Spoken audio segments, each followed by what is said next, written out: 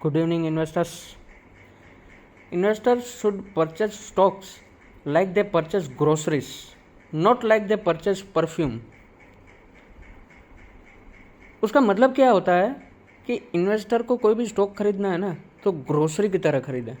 हम घर पे जो ग्रोसरीज खरीदते हैं ना तो सोच समझ के उसका क्वालिटी, उसका क्या इम्पेक्ट होगा, वो क्या करेगा, वो सब सोच के हम ग्रोसरीज बाय करते हैं। और परफ्यूम सिर्फ सूंघ लेते हैं कि ये अच्छा है तो हम ले लें। तो हम क्या करते हैं कि अभी हम जो स्टॉक्स लेते हैं ना वो परफ्यूम की तरह रहते हैं। इसने टिप दी, ले लो, उसने टिप दी, ले लो।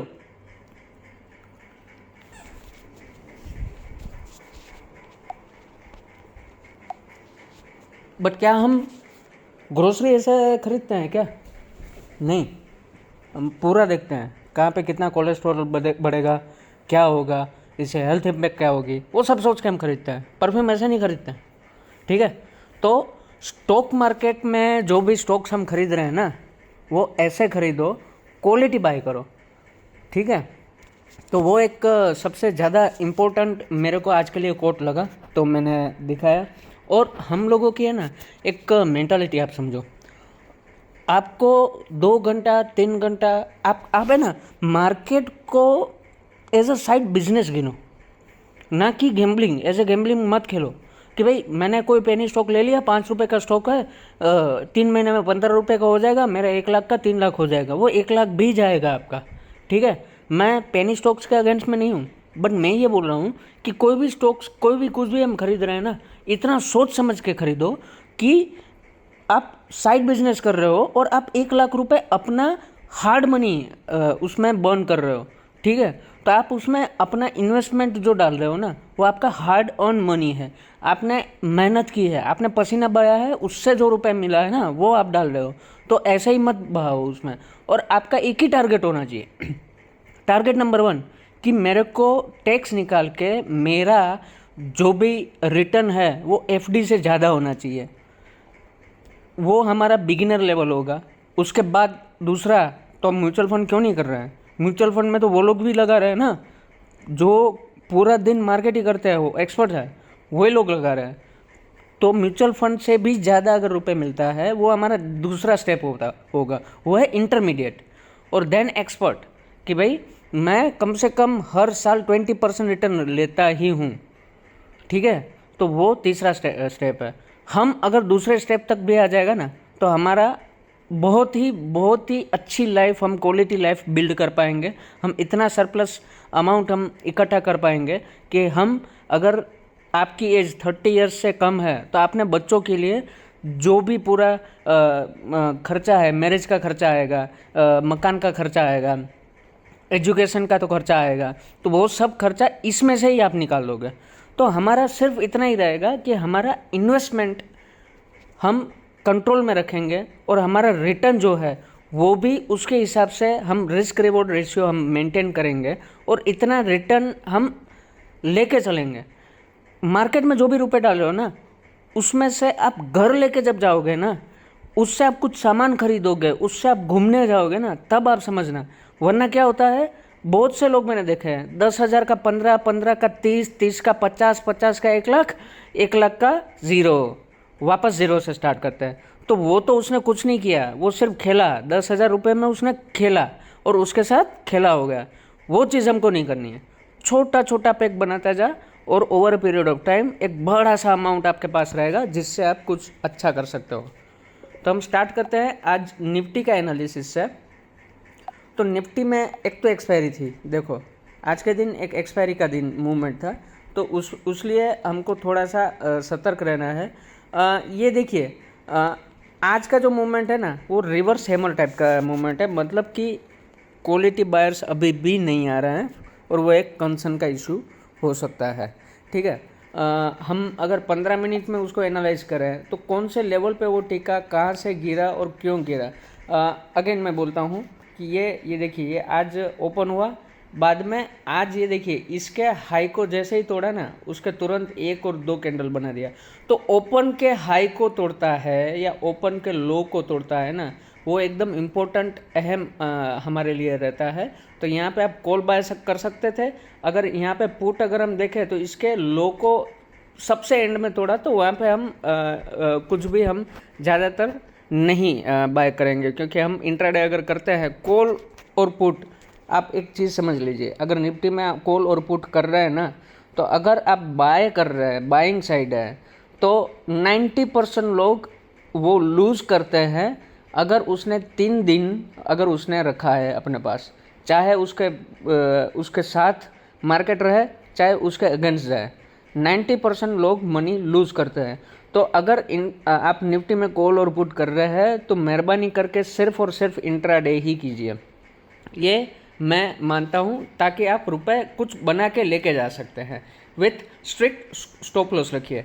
तो आज अगर हम देखें तो थोड़ा सा और हम उसको छोटा करते हैं, तो कल के पूरा दिन जहाँ पे अगर मार्केट घुमा है, ये करीबन 17,150 के आसपास वो घुमा है, और वो लेवल से उसने एकदम नीचे गया है।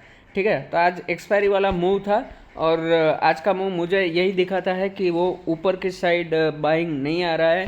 सेकंड के अगर आप 2 बजे के बाद की मूवमेंट देखें या इवन 2:30 बजे की बाद की मूवमेंट देखें, तो वो सिर्फ और सिर्फ गिरावट मिली, और वहाँ पे वॉल्यूम्स भी बहुत बड़े, और बाइंग साइड वॉल्यूम्स इतने नहीं थे। तो अभी भी मैं कॉन्शियस रहूँगा, कॉल की साइड थोड़ा सा दूर रहूँगा, और इसलिए आज भी मैं कोई स्विंग ट्रेडिंग का कोई नया स्टॉक नहीं दिखा रहा हूँ। बट हमारा स्टॉक्स है उसका रिजल्ट आप देखिए, सोनाटा सॉफ्टवेयर उसने 2% रिजल्ट दिया है आज के दिन। और अगर हम 1 डे के चार्ट में जाते हैं, देखते हैं, तो आज उसने काफ़ी अच्छा मूवमेंट हमको दिखाया है, और हमारा जो बाइंग प्राइस है वो 800 के आसपास है। हमारा बस अभी इसमें यही रहेगा कि ये जो है 847 850 के ऊपर अगर क्लोज होता है तो हम बने रहेंगे, अगर 850 से अगर रिटर्न भी आता है उसको छोड़ देंगे। ठीक है, तो अभी हम पॉजिटिव है, और व्यू भी मेरा पॉजिटिव है, तो हम उसमें बने रहेंगे, सोनाटा सॉफ्टवेयर बने रहेंगे। टिटागन वैगन 3% उसने रिटर्न दिया है आज के दिन, एक ही दिन में 3%। और देखिए ये टेक्निकल स्टॉक्स जो है वो इतना रिटर्न तब देता है जब मार्केट गिरता है ना, तो आपको थोड़ा सा कॉन्फिडेंस और हमारा बढ़ता है कि भाई कोई दिक्कत नहीं आएगी। ये देखिए ये लेवल उसने टेस्ट किया, जो मैं पहले बार बार बोल रहा था कि क्लोजिंग बेसिस पे 230 के नीचे आना चाहिए, वो क्लोजिंग बेसिस पे नहीं आया, और वहाँ से उसने रिटर्न दिया, और आज उसने बहुत अच्छी कैंडल बनाई। हमारा जो टारगेट रहेगा, तो ये इसका हाई मारा 260, उसके ऊपर क्लोज होता है तो हम बने रहेंगे, बाकी 260 के आसपास हम क्लोज करने की सोचेंगे। तो अभी तो उसमें बने रहेंगे, और उसमें भी हम प्रॉफिट में जा रहे हैं। पावर ग्रिड 1 मोर टाइम उसने नेगेटिव दिया है, हम ये स्टॉक में लॉस में है, और हम कोशिश करेंगे कि यहाँ से निकल जाएं। द रीज़न इज़ कि ये देखिए 5 डे के नीचे घुमा है, 21 डेज़ के नीचे घुमा है, तो कल ओपन होते ही थोड़ा सा पॉजिटिव में हम निकलने की कोशिश करेंगे, बट नेगेटिव कैंडल भी बनाता है, हम निकल जाएंगे।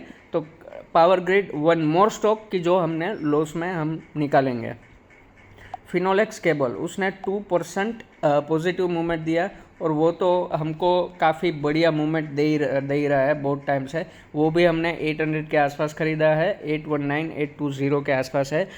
वैसे देखा जाए तो 3% के करीबन, 2.5% के करीबन हमारा रिटर्न इसमें बन रहा है, तो हम इसमें बिल्कुल रहेंगे। और एक चीज़ देखिए, 2.5%, 2 हमने कॉस्ट टू कॉस्ट निकाला है, एक हमने लॉस में निकाला है, और पावर ग्रिड भी हम लॉस में निकालेंगे। फिर भी ये जो है 2.5% रिटर्न है।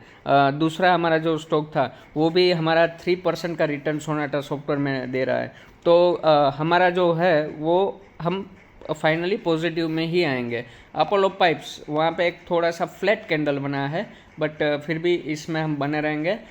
इसमें देखेंगे कि अगर इसके क्लोजिंग बेसिस पे 540 के नीचे क्लोजिंग बेसिस पे आता है तो हम बेचेंगे। रीज़न इज कि जो पॉजिटिव कैंडल बना है वहाँ पे वॉल्यूम्स डाउन गए हैं, तो इसलिए मेरे को थोड़ा सा डर है। तो हम या तो 21 डे EMA देखेंगे, या फिर ये अपना पिछला वाला जो रेड कैंडल बना उसका लो देखेंगे, उसके नीचे क्लोजिंग बेसिस पे आता है, या फिर 3 से 3.5 के बीच उसके नीचे अगर रहता है, घूमता है, तो हम उसको छोड़ देंगे।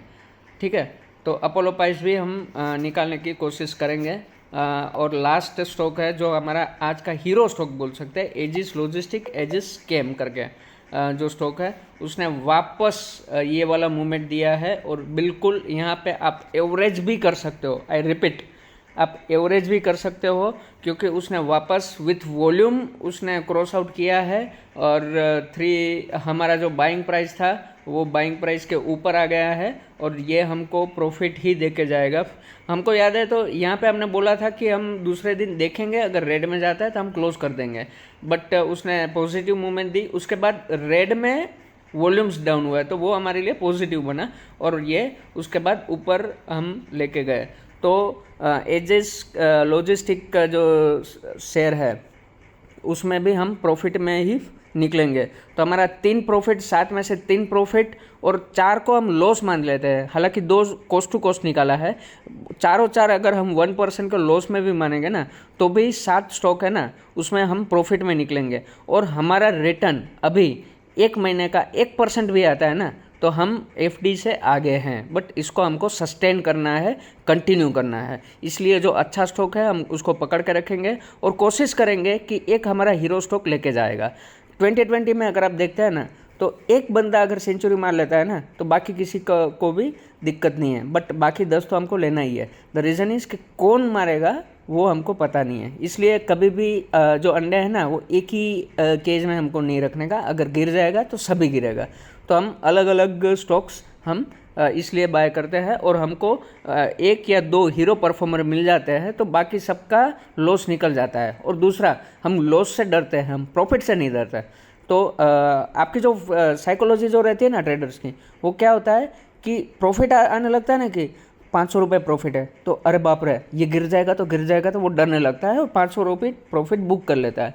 और लॉस में आता है ना 2000 का लॉस, अरे हमने 10,000 का लॉस लिया हुआ है, 2000 क्या है, वो वहाँ से रिटर्न आया। इसलिए आप देखो मैंने जो भी स्टॉक है ना वो निकाल देता हूँ। LNT हमने लिया हुआ था, लिंडे इंडिया हमने लिया हुआ था। तो लिंडे इंडिया जो स्टॉक है उसने जब हमने निकाला उसके बाद कंटिन्यूस प्रॉफिट में गया है, बट फिर भी हम डिस्कस नहीं करेंगे क्योंकि वो हमारे साइकोलॉजी हमारी चेंज कर देता है कि भाई इधर से क्या बोलते हैं कि हम स्टॉप लॉस लगाने के बाद रिटर्न होता है ना तो हम स्टॉप लॉस लगाना बंद कर देते हैं।